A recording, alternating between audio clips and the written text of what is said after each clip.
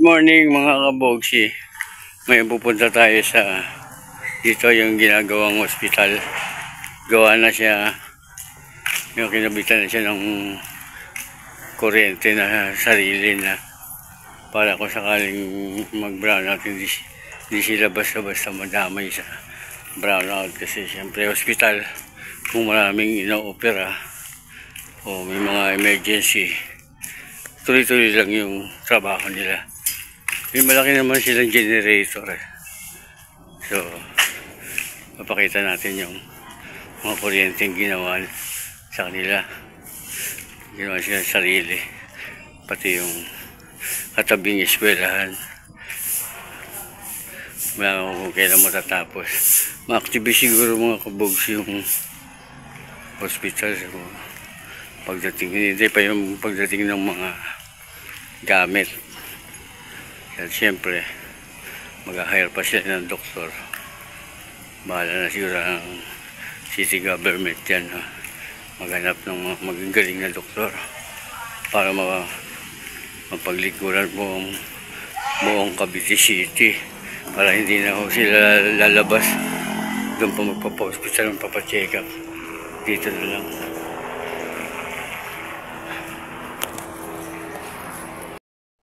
Yung dalawang posting bago na yan. Nakakabit lang sa hospital na bago. Ang ganda niya yun, haba niya. Ang ganda sa kanto.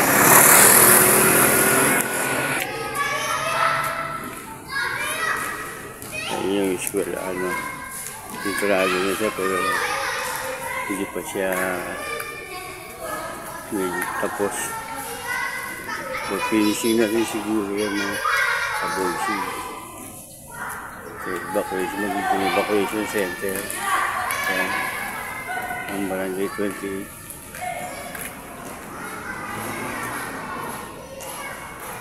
Yan na, may nakalagay ng emergency. Ayan. Ayan. Cavite City Medical Mega Health Center.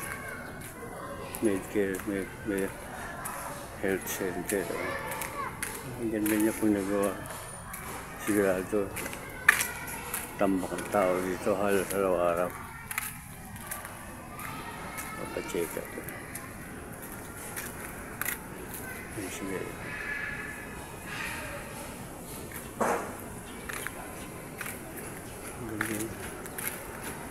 Ito ang tawag dito ngayon, Ramon Revilla Senior Building. Yan. Kasi City Medcare Health Center. Lumpalapag siya. Yan. Ito naman sa kabila yung eskwelahan yan. For finishing na yan. Ito siguro pag dumating yung mga gamit mga kabogsi, pwede na siguro maumpisa na agad ito, mabuksan na. Nabindisyon na ito eh. Opening na lang. Ayan.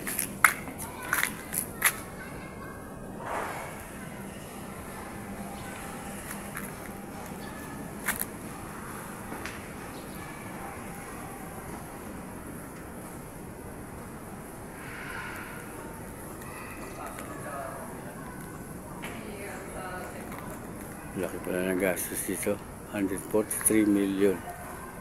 Ayan. Ito yung eskwela. Finishing touches na lang yan mga kabogsi. Pinyagan sila.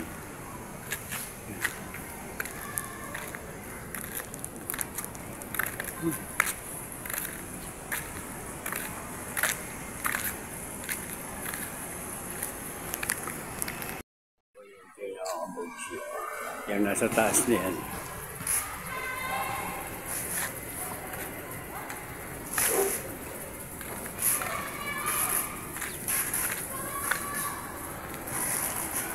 Hanggang sa dulo ng Bastilla mga kabogsi. Yan mga kabogsi.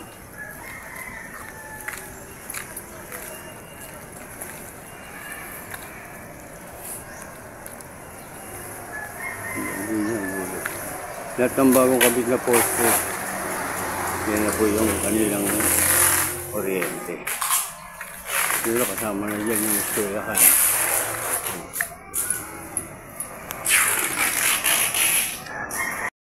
Mga kambogsi, pauwi na tayo. Update ko lang kayo sa susunod pag dumating na yung gamit. Update ko na kayo sa susunod na video. Sana huwag niyo kalimutan mag-share, like, comment, at syempre mag-subscribe kung nagustuhan niyo yung video para ma-update ko kayo sa susunod na video. I-update po natin itong bagong hospital. Maraming salamat mga kambogsi. Bye bye.